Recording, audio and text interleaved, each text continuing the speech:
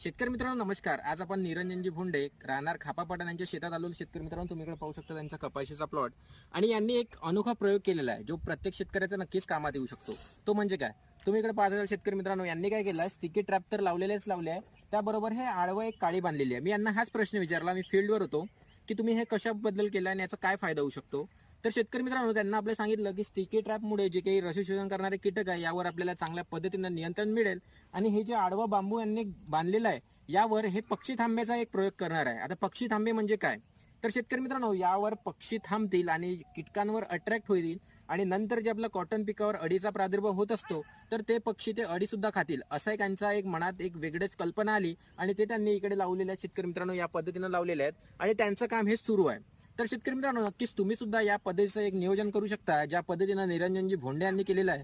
तसंच तुम्ही सुद्धा एक असं नियोजन करा, तुम्हाला नक्कीच त्याचा चांगल्या पद्धतीचा फायदा झालेला पाहायला मिळेल.